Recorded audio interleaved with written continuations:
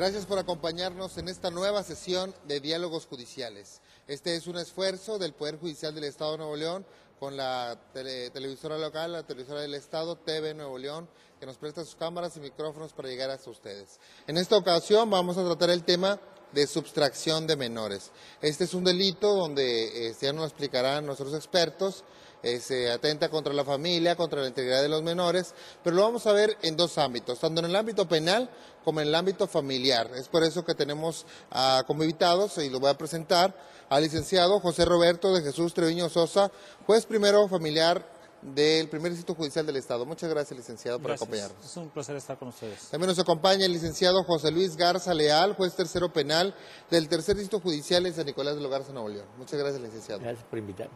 Y nos acompaña el licenciado Edmundo Reina Ramírez, su procurador de la defensa del menor y la familia del DIF Nuevo León. Muchas gracias, licenciado, por acompañarnos. Gracias a ustedes por la invitación.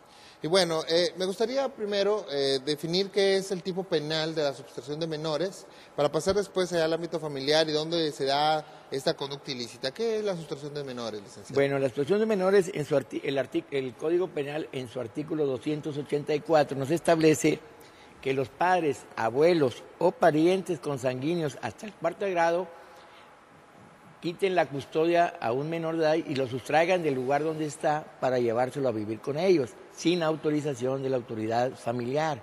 Este es un delito que se castiga de 2 a 5 años de prisión. Claro, hay algunas atenuantes para hacer que puede hacer valer el padre, en este caso, es que la madre pues sea ebria, sea toxicómana, le dé maltrato, y aparte que no le dé los nutrientes necesarios para su alimentación.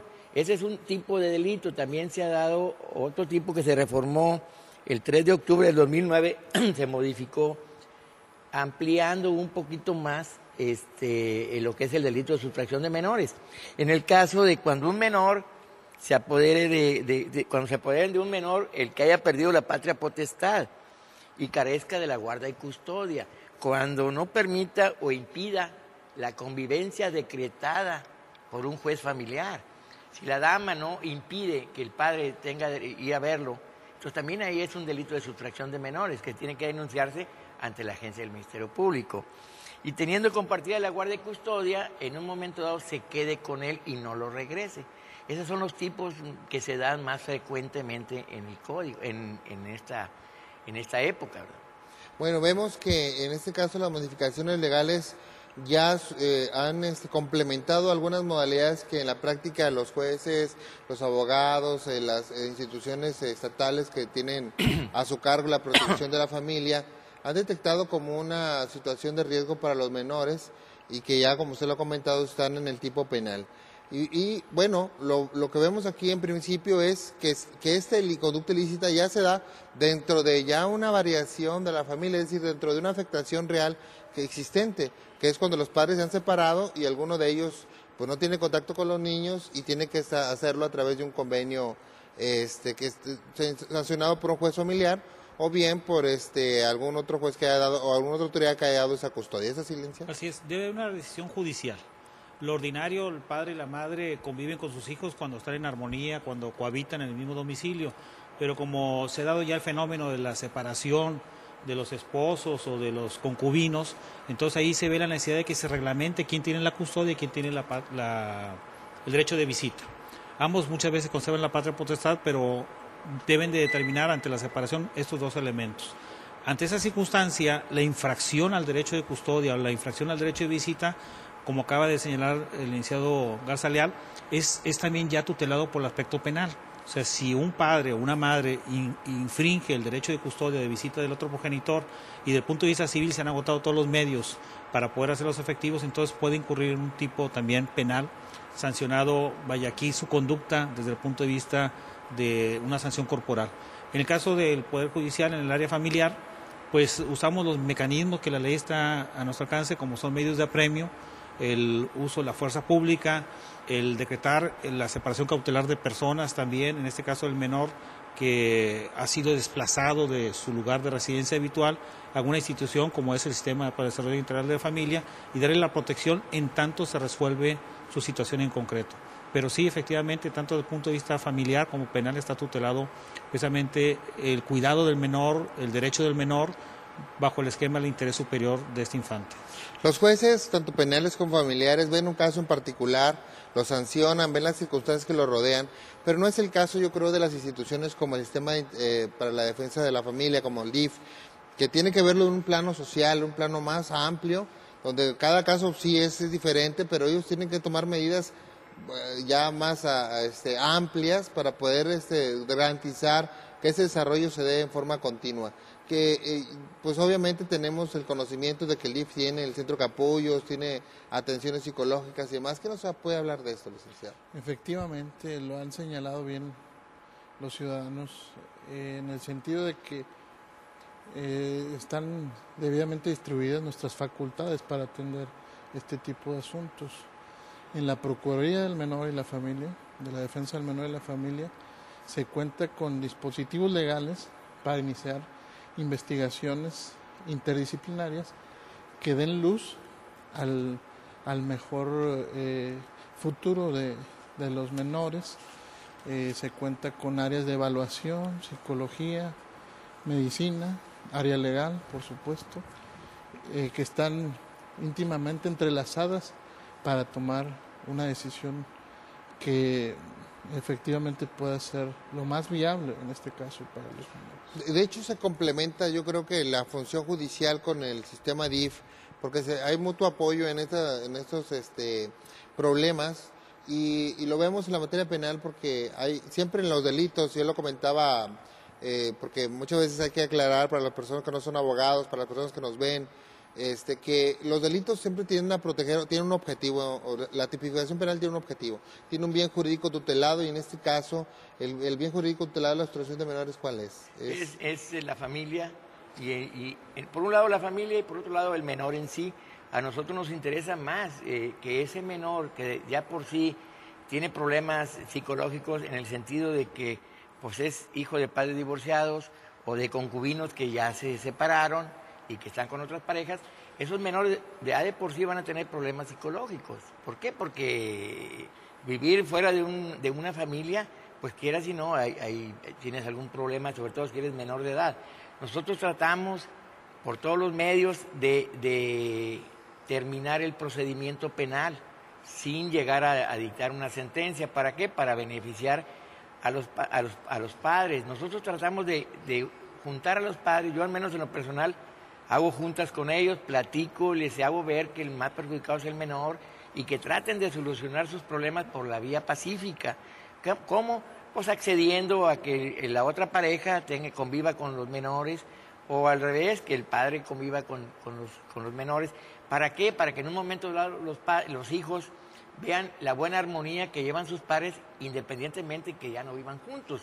Eso es lo más importante para nosotros, el menor y la familia, independientemente de que tienes que sancionar el hecho de haber sustraído al menor de donde estaba conviviendo, pues el problema es que nosotros tratamos más al fondo, o sea, lo que es la familia y lo que es el menor, que es lo que más nos interesa, que en vez de sancionar a la persona. De hecho, no es muy común el delito, bueno, al menos con nosotros no nos ha llegado mucho. Vamos a hablar de 10 casos que nos han llegado en 4 o 5 años que tengo ahí en San Nicolás, que es lo que ha llegado. Últimamente sí se ha reflejado un poquito más, pero no, y de esos 10 he sancionado 2 o 3. ¿Verdad? ¿Por qué? Porque los padres acceden a devolver al menor y ya se acaba el conflicto. Como esto es un delito que se persigue por querella necesaria. O sea, si no hay denuncia de la madre o de los abuelos que tengan la custodia, no se puede iniciar la acción penal. Yo creo que ya son los casos más graves cuando ya se busca el delito penal, es porque ya se quiere sancionar a una persona que es reincidente tal vez en esos actos o no se puede convenir con ella en la materia familiar, porque la verdad, como lo hemos comentado también en otras ocasiones, la vía natural para resolver estos procedimientos pues, es ante el juez familiar para tratar de que se resuelvan los casos de convivencia o de custodia, que ahora son la vía oral también, ¿verdad?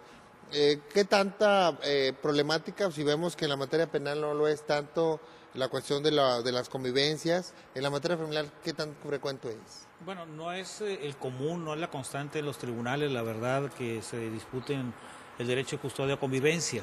Generalmente los dos padres, el papá y la mamá, quieren lo mejor para el menor. Además que nuestro marco legal establece que los menores de 12 años deben de quedar preferentemente al lado de la mamá, sobre todo si no es dañina la relación madre-hijo. Hay situaciones excepcionales por cuestiones laborales o cuestiones de salud que la madre no tiene el cuidado y se ve precisamente este cuidado a cargo del padre, pero no es la constante. Pero la verdad preocupa a todos los jueces el que un solo caso se presente donde haya una disputa por el cuidado, por la convivencia con los menores, porque quieran que no, o sea, ellos lo ven como si fuera un objeto el menor, como un instrumento hasta de venganza hacia el otro progenitor, que a lo mejor incurrió en una causal de adulterio, que a lo mejor hizo una conducta indebida hacia la mujer y lo ve, o hacia el varón, y lo ve como un instrumento de venganza. Entonces, nosotros tratamos, como dice el licenciado Garza Leal, por todos los medios de llevar a cabo un arreglo satisfactorio entre las partes, como en lo común se menciona, más vale un mal arreglo que un buen juicio. De nada nos sirve tener un monumento jurídico, como decimos en lo judicial, si la verdad no se resuelve el problema, sigue la crisis, sigue los problemas en la familia. Entonces buscamos, a través de las facultades que la ley nos da de conciliar o derivar a métodos alternos, el que se busque una solución. Si la persona es muy renuente, si lo ve ya como una cuestión, y con el debido respeto lo señalo como capricho, pues entonces sí se tienen que usar los medios en el orden familiar o en el orden penal para sancionar esa conducta. Pero la verdad no es la constante. Los padres quieren lo mejor para los menores y se les ha hecho reflexionar que el menor no lo podemos dividir como en la época del rey Salomón se decía, sí, por la mitad. Lo que podemos dividir es el tiempo. Y puede pasar un periodo con el papá y otro periodo con la mamá. Y reglamentar lo mejor posible todos los periodos de fechas importantes de ellos, como cumpleaños, Navidad, etcétera, para que puedan pues llevar una vida lo más natural, lo más normal posible para ellos. Porque si escuchamos a los niños, muchas veces nos piden que volvamos a juntar a los padres. Y la verdad es bastante difícil porque ya tienen otras parejas, otras relaciones, o hay un daño que es difícil de superar entre la pareja. Entonces, bueno, sí es una situación que se presenta, pero no la constante, afortunadamente, en nuestros tribunales. Pues eso es muy bueno. Vamos a hacer un pequeño corte aquí en Diálogos Judiciales. Le recordamos que tenemos un correo electrónico donde nos puede hacer llegar sus sugerencias y opiniones. Es tribunal@pjnl.gov.mx. Volvemos en un instante. Es muy importante.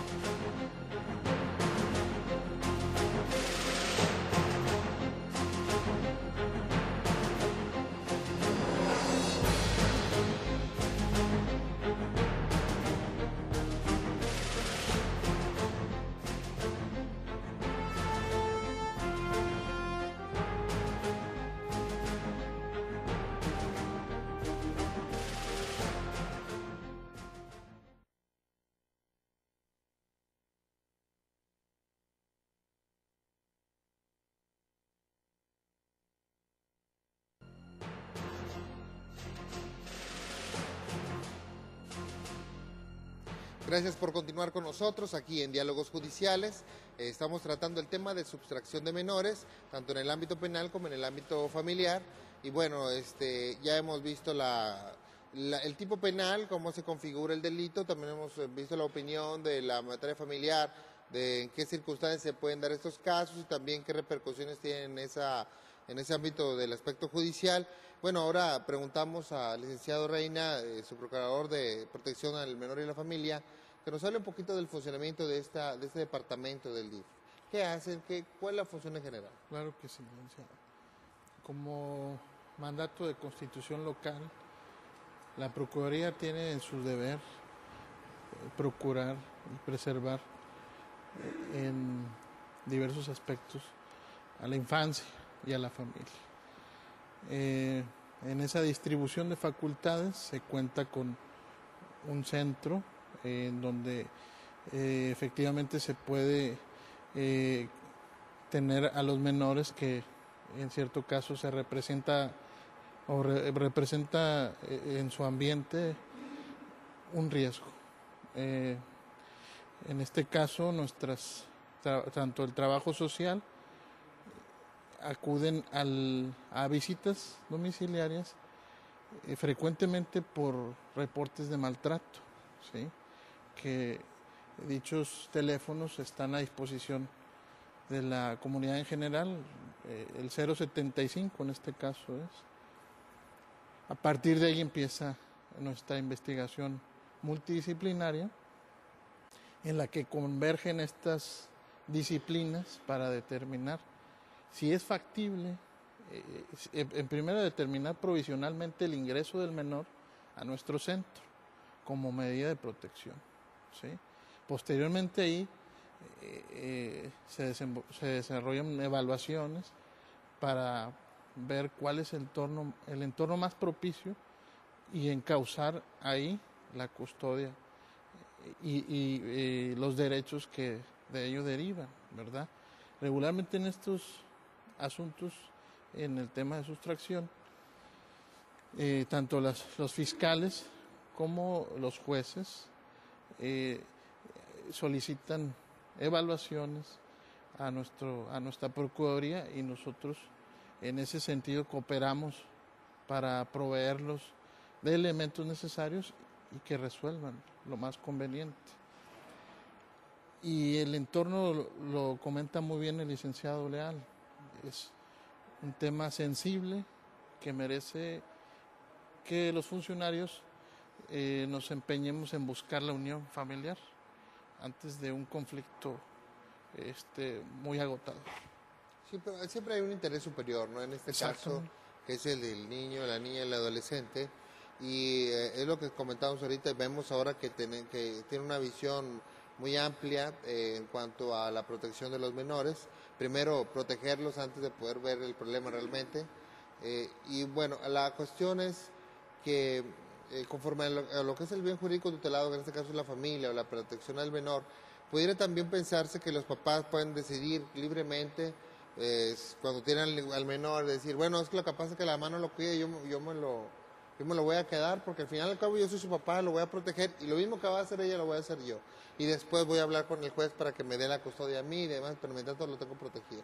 Pero eso no es así, ¿verdad? No puede hacerse de esa manera. No puede hacerse justicia por su propia mano. Claro, ahí hay unas excepciones que pueden quedarse con la custodia de los padres. En este caso, por lo general, siempre son los padres los que quieren la custodia del menor. Pero ahí tendría que justificar ante un juez familiar, no hacerse justicia por su propia mano, simplemente acudir a un juez familiar y pedir la custodia de ese menor. ¿Por qué? Porque hay malos tratos, porque hay amenazas, porque hay habilidad de la madre, hay toxicomanía, ahí está malnutrido el menor.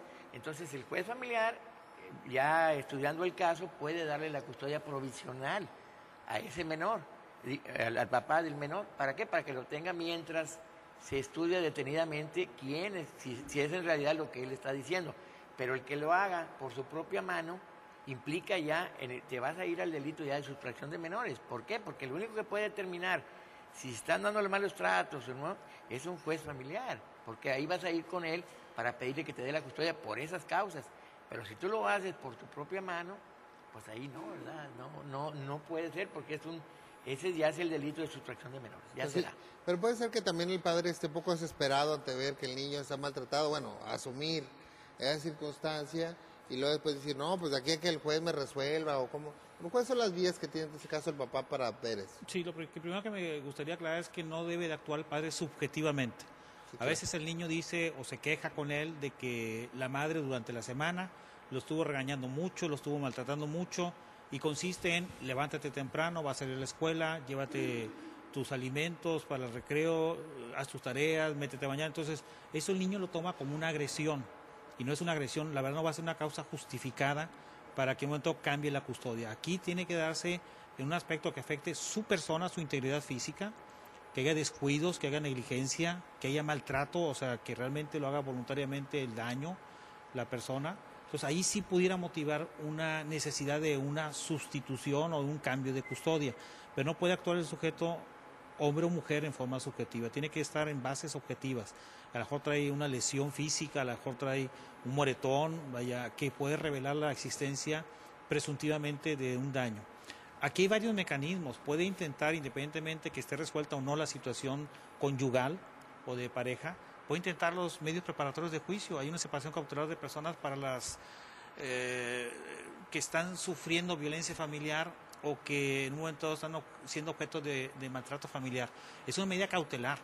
La misma Constitución establece los actos privativos y los actos de molestia, que la Corte también nos ha señalado que estas medidas cautelares son actos de molestia. La otra parte tendrá que en el juicio correspondiente defenderse y demostrar que no era tal y como inicialmente se había señalado. Entonces, tenemos estos medios preparatorios de juicio, tenemos el juicio en sí de pérdida de la patria potestad o de custodia, y tenemos también, por qué no decirlo, los procedimientos incidentales que en la vía oral se establecen cuando se ha determinado la custodia o la convivencia para modificar ese tipo de decisiones. O sea, el marco legal es muy amplio. Sí existe la posibilidad de intentar estos mecanismos, al margen de la vía penal, que también tienen la posibilidad de denunciar penalmente ante el Ministerio Público estos actos de maltrato, y que también el juez penal en su momento, a petición del Ministerio Público, pueda emitir algunas medidas. Entonces, hay una serie de mecanismos civiles, penales, en función de la protección del menor, y claro, ¿por qué no decirlo también, de instancias administrativas que pueden tomar nota de estas circunstancias de maltrato, de daño al menor, para que se empiecen a tomar ciertas medidas, ciertos estudios interdisciplinarios que después se nos comunican a los juzgados familiares. Es frecuente cuando hay un ingreso de un menor al DIF, al Sistema de Desarrollo Integral de la Familia, Capullos, se nos comunica de inmediato el ingreso. Tenemos la comunicación constante con el sistema DIF de este tipo de situaciones. Cuando hay una variación también del albergue en el cual se encuentra el menor, también se nos comunica para que haya una eficaz certidumbre de dónde está el menor y que está bien atendido. Entonces sí tenemos un marco legal muy completo.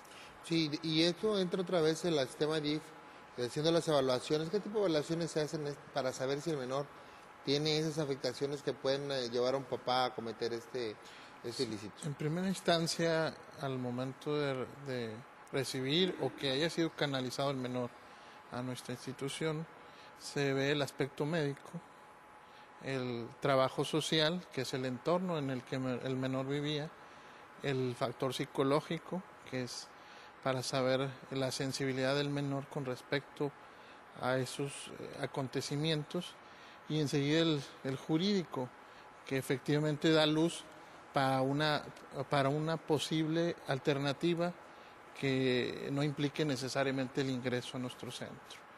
En ese sentido, es como operamos y como le damos, porque al momento en que se presentan los problemas, sí existe una urgencia, sí existe un riesgo palpable, entonces es conveniente realizarlo de esta forma.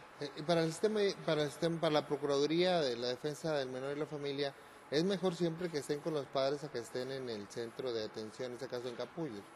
Siempre y cuando, o bien, eso depende de cómo esté valorado. Bueno, el calificativo de centro de detención se me hace que no aplica, licenciado. A ver. Una acotación. Pero sí es preferente ver el ambiente psicosocial. Nuestro centro está totalmente equipado para que albergar a los menores y que tengan un desarrollo a corto y a largo plazo. En algunos casos se complican las situaciones jurídicas y que da lugar a que tenemos que esperar necesariamente otro tipo de estudios para resolver la situación. Pero efectivamente ese es el principio. Tenemos que ver cuál es el entorno más favorable sin que implique trastornar de manera total su proyecto de vida. Alumbra para eso varias convenciones internacionales desde 1990 a la época actual. Ha habido en el ámbito internacional lineamientos que nos marcan la forma de cómo atender este tipo de... Sí, y porque es obvio que cualquier cambio que se produzca en el menor donde viva o cambio de circunstancias, pues le va a tener una afectación.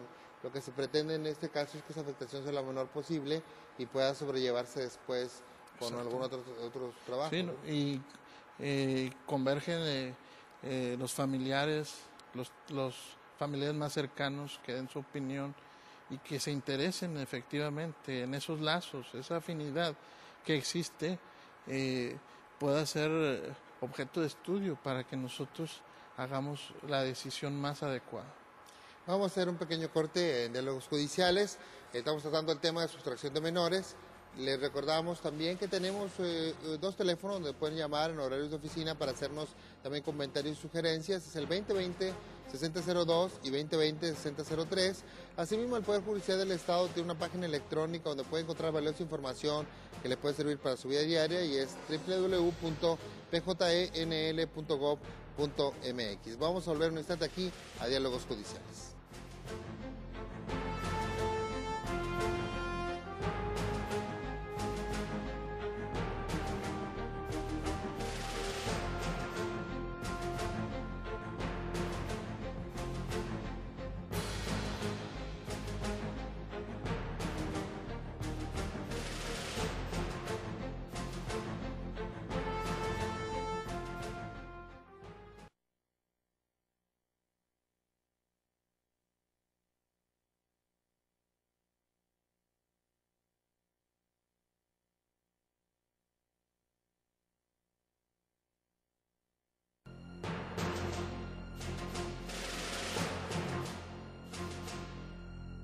Seguimos aquí en Diálogos Judiciales, gracias por seguir con nosotros. El tema de hoy es sustracción de menores y hemos tratado algunos puntos importantes también en el cuidado institucional que se tiene para la protección de la familia, de los menores que se ven involucrados en estas acciones por parte de los padres. Pero bueno, no solamente los padres pueden cometer este ilícito o tener esta conducta, sino también la ley contempla que otras personas la pueden cometer, ¿no? Sí, definitivamente. Los casos más comunes también son los abuelos y los parientes consanguíneos hasta el 4º grado. ¿Qué quiere decir? Pues los hermanos del padre, que son los tíos del menor, también pueden caer en ese parámetro que marca la ley, ya sea los abuelos, los tíos o los padres, ¿verdad? Lógicamente, pero aquí todos tienen la misma penalidad y nos ha tocado casos en que los abuelos no son los directamente involucrados en la sustracción de menores, pero sí en tenerlos bajo su mando, bajo su custodia, porque lógicamente la persona que sustrajo al menor pues tiene que trabajar, entonces se lo deja a los abuelos. Entonces he tenido casos en que ya no es tanto el problema de la pareja, sino tenemos el problema de los abuelos que van y los tengo que citar y tratar de convencerlos que lo más mejor para el menor es que conviva con la madre. ¿Por qué? Porque los abuelos, pues, como están conviviendo... Son menos subjetivos que los padres. Sí, sí, definitivo. No, son más subjetivos. Perdón. No, lo que pasa es que ellos, como tienen todo el día con el menor, porque la persona va a trabajar, entonces ya no quieren regresarlo. Y entonces muchas veces batalla uno mucho en convencerlos de que lo más mejor para el menor es estar con su madre.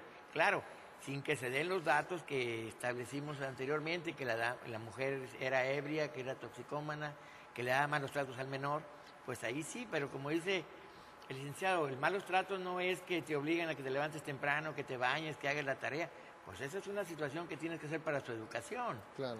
Definitivamente, pero muchas veces los abuelos de un lado ven que los abuelos del otro lado lo castigan o algo y entonces quieren tener a su nieto en un pedestal ahí nada más, y tampoco nosotros hemos tratado de, como te dije anteriormente, tratado de que la familia conviva con el menor, pero dentro de un ámbito tranquilo, amigable, que no estén en el pleito completo. Les decía hace rato que muchas veces cuando los padres quieren convivir con los hijos es cuando la madre se aprieta más el asunto y no quiere.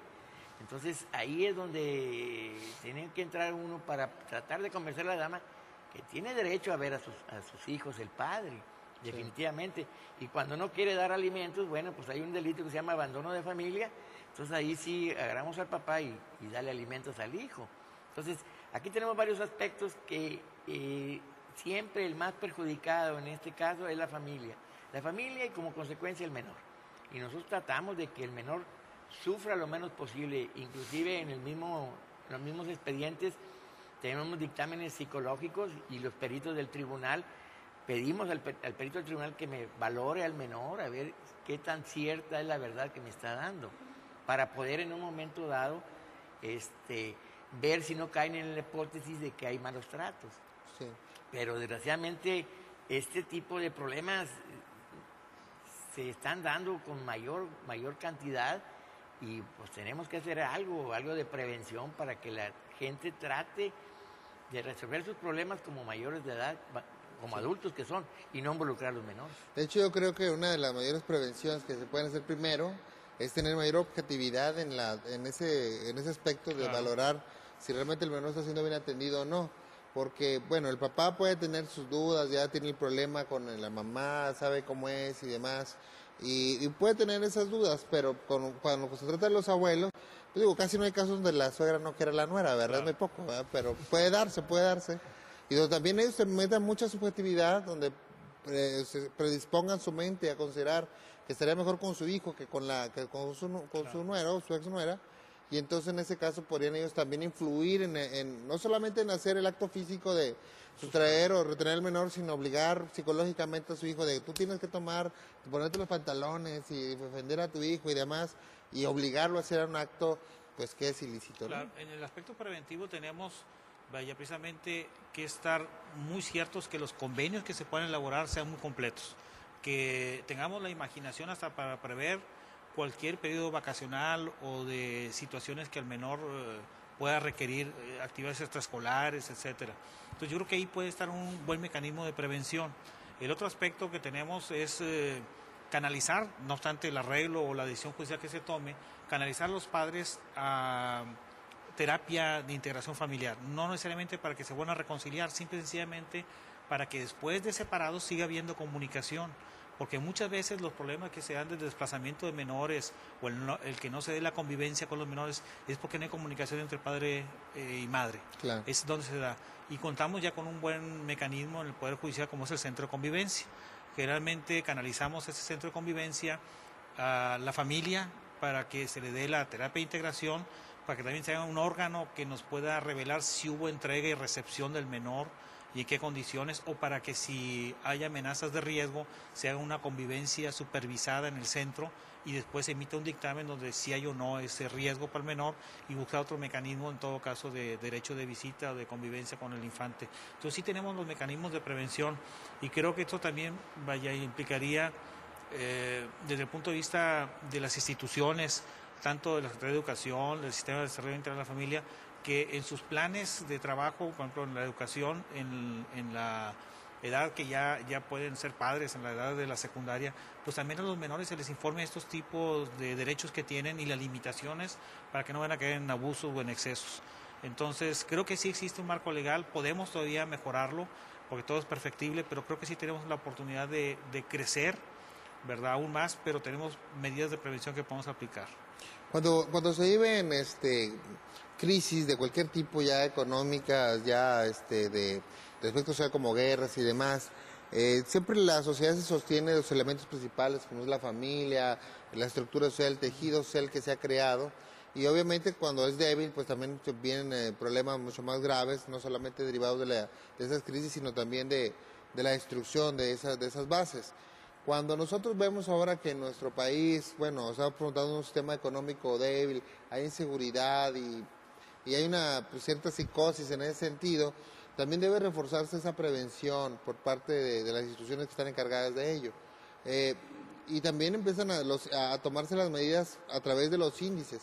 Nos comentaba usted un dato muy interesante respecto a la sustracción, ¿verdad? Sí, le comentaba al licenciado que anterior a acudir aquí revisamos un poco de las estadísticas que nos señala la Procuraduría General de Justicia en el Estado y refiere a datos de la página que el año pasado se denunciaron 39 delitos en todo el 2009 y hoy en el 2010 a cerrar enero tenemos 51 denuncias por este tipo penal. Entonces lo que nos apunta a un aumento, incremento del fenómeno. Tocante a la prevención, licenciado, yo sí quisiera también hacer una aportación en el sentido de que el DIF, el sistema DIF, también cuenta con una dirección de integración social en el cual se desarrollan diversos planes para que efectivamente se cree conciencia del buen trato hacia el menor. Inclusive existe una coordinación del buen trato. En diversas, en su ámbito de competencia realizan con la ciudadanía, especialmente prácticas y capacitaciones para que se lleve este principio de tratar bien al menor. De hecho, la familia, ya lo hemos tratado en otros programas, ha cambiado, ¿no? Ya no es nada más, el papá y mamá casados con los niños y demás, sino la sociedad pues, ha variado ahora. A lo mejor los padres están separados y los niños conviven con ellos a través de los convenios o a través de unos acuerdos ya establecidos por parte de los ex esposos, pero también encuentra las familias donde pues a lo mejor conviven más con los abuelos y demás.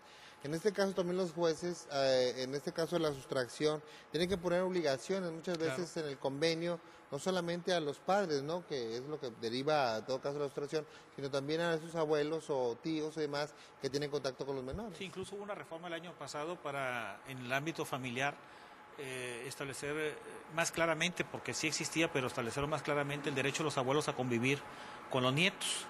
Y se establecen mecanismos donde va a tocarle el abuelo sufragar los gastos para la convivencia, va a tocarle el abuelo pues su aporte para que se dé esa convivencia con el nieto, porque no podemos trasladarle la carga a los padres que tienen su presupuesto dedicado precisamente para la alimentación y gastos del hogar. También el abuelo o la abuela no van a tener una injerencia en las decisiones sobre educación y los aspectos importantes del menor. Entonces, sí se han reforzado los mecanismos precisamente para que la potestad de los padres se fortalezca y que no haya interferencias extrañas, ¿verdad? Aún de muy buena intención como la de los abuelos. En todo caso, si los abuelos ven que los padres no tienen un eficaz atención o desarrollo hacia los hijos, pues está el juicio también para que pierdan la patria potestad. Pueden demandar los abuelos la pérdida de la patria potestad, o si en un momento dado es necesario nada más la custodia, tutelarla, bueno, pues pueden demandar el que los padres no tengan la custodia. A mí me ha tocado resolver situaciones donde, la abuela ha promovido, el tener el cuidado de los menores, tomando en cuenta ciertas condiciones de la madre, como decía ahorita el juez Garza Leal, en términos de alcoholismo, drogadicción o maltrato. Y se ha tutelado ese tipo de derechos, ¿verdad?, para el menor, y se ha reconocido el derecho de la abuela o el abuelo a ejercer la patria potestad. Entonces sí tenemos también las herramientas por ese lado para tutelar. Esta reforma fue el año pasado, El año ¿verdad? pasado. Y entonces ya se han tenido también estas peticiones de convivencia por parte de los abuelos. Sí, a partir de octubre del año pasado es en vía oral y se establece como, igual que el procedimiento que tienen los padres para determinar su derecho de convivencia, es el mismo mecanismo para los abuelos, el que tiene que intentar. Repito, no es con la misma frecuencia la convivencia de abuelos con nietos, claro. No son las mismas condiciones de los abuelos para con los nietos, pero se está tutelando precisamente ese derecho también de los niños a convivir con los abuelos.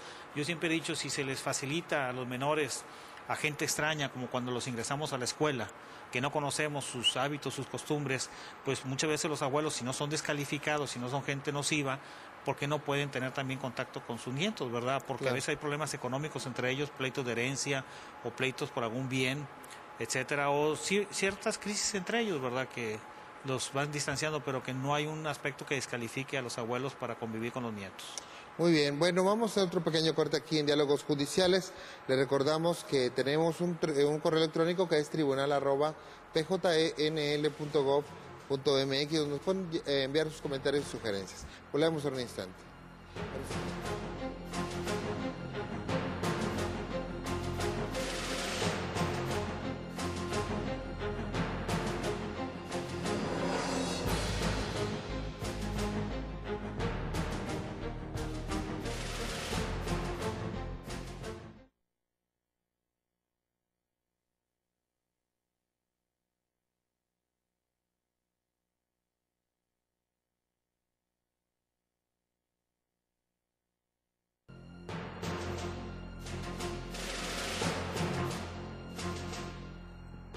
Gracias, volvemos aquí a Diálogos Judiciales. Estamos tratando el tema de sustracción de menores, un delito que al parecer está tomando más relevancia en este año. Vemos que solamente en el mes de enero se produjeron mucho más denuncias por este delito de las que se produjeron todo el 2009. Esto nos habla también de una repercusión, que siempre es una coyuntura, que siempre es un resultado de la vivencia que se tiene en la sociedad, tal vez producida por las mismas crisis, tal vez producida por las cuestiones económicas que están viviendo ahora en el país, pero obviamente tenemos que tener la conciencia de que debemos ser lo suficientemente aptos institucionalmente hablando para enfrentar esta problemática y en todo caso proteger a la familia. Hay otra modalidad dentro de la sustracción de menores que nos va a comentar el licenciado Garza Leal. No solamente es cuando los padres o abuelos sustraen al menor para protegerlo, digamos, en este caso, sino también para lucrar con él, ¿no? Sí, ahí en el artículo 287 se establece que la persona que tenga la custodia de un infante lo ceda a otras personas con el ánimo de lucrar, económicamente y pues en este caso se han estado dando ya ciertos casos donde los venden, vamos a hablarlo de esa manera, venden al menor a cambio de un dinero o se lo prestan al vecino para que lo ponga a trabajar, a pedir limosna o algo. Ese es un ánimo de lucrar. Ese también es un delito que se llama sustracción de menores.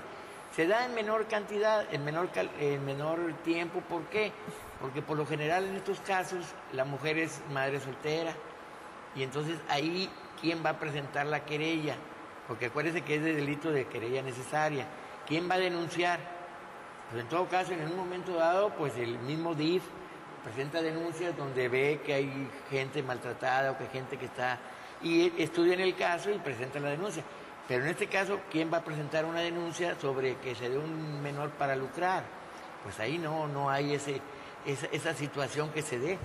Por eso mismo, este tipo de casos son muy menores en la práctica diaria, ¿verdad? Hay una complicación en todo caso para que el juez pueda acceder a juzgarlo, o el Ministerio Público en todo caso pueda investigarlo porque tiene que haber una denuncia previamente. Esta petición de parte necesaria, o sea, de querella, y mientras no haya quien denuncie, pues no se puede llevar a efecto nada. En un momento, a veces que los vecinos hacen la denuncia, y entonces ahí ya entra el Ministerio Público a integrar la averiguación para poder en un momento dado consignar ante un juez y sancionar a la persona.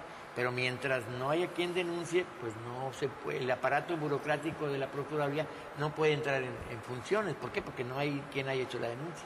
Claro, hablamos de una participación ciudadana también, en todo caso, de proteger o de denunciar actos que consideren que están violentando los derechos de los menores. En este caso, que es hasta cierto punto indefenso de poder hacer el llamamiento cuando ocurre este hecho. Pero vemos que también esto se da o se puede dar en extractos ya de pobreza extrema tal vez, donde los menores son vistos menos como una mercancía que puede garantizarles alimento a los padres, ¿no? Claro, sí, también pueden, pensando en función de obtener recursos para a lo mejor sostener a otros hijos, pueden pensar en darlos en adopción a cambio de un dinero. Eso está prohibido en nuestro marco legal, es un delito. Inclusive está prohibido por los acuerdos internacionales también que nuestro país ha llevado con las diversas naciones del mundo. Entonces, sí, también se puede pensar en esa forma. Afortunadamente, será que nuestra cultura no tiene ese tipo de pensamientos, por un lado, y las condiciones, a pesar de pobreza de Latinoamérica en general, pues en el caso de Nuevo León no tiene esos aspectos de extremo como hay en Guatemala o en Salvador, que pues la publicidad no da cuenta de todo ello. Pero sí, incluso, le repito, penalmente está sancionado desde el punto de vista no solamente local, sino federal también bajo este esquema, y los tratados internacionales no aprueban, digámoslo así, las adopciones, no van a reconocer hacia el exterior las adopciones que se obtengan bajo este mecanismo de lucro, de riqueza. Es como buscarle un padrino, claro. no sé, pero no saben, realmente no hay una protección real. Porque no saben qué van a hacer con él, no saben si realmente lo van a proteger o no, y se desentienden de una obligación pues, que es exclusiva de los padres, ¿no? En este caso, el sistema DIF protege a los menores a través del centro, ¿no? Exactamente, de hecho se cuenta con una escuela interna multigrado que en el caso de que se requiera que la estancia se prolongue del menor, lo actualizan con sus estudios. Es un sistema muy completo que invariablemente las circunstancias de la sociedad son cambiantes y el sistema DIF trata de adecuarse a esos cambios que constantemente se van produciendo. Y sí, porque también, como lo comentamos ahorita, la familia cambia, la estructura social va diciendo cómo es ahora el concepto de familia. Y en todo caso, el desarrollo social o el desarrollo de la institución tiene que ir de acuerdo a ese tipo de esquemas o ese tipo de entes sociales, ¿no?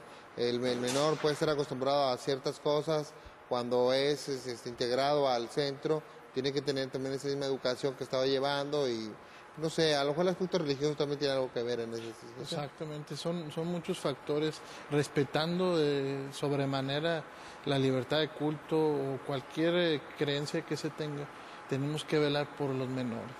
De hecho, hoy a estas horas, vale la pena el anuncio, se está inaugurando una nueva delegación en el municipio de Linares para ampliar la cobertura de los servicios de la Procuraduría.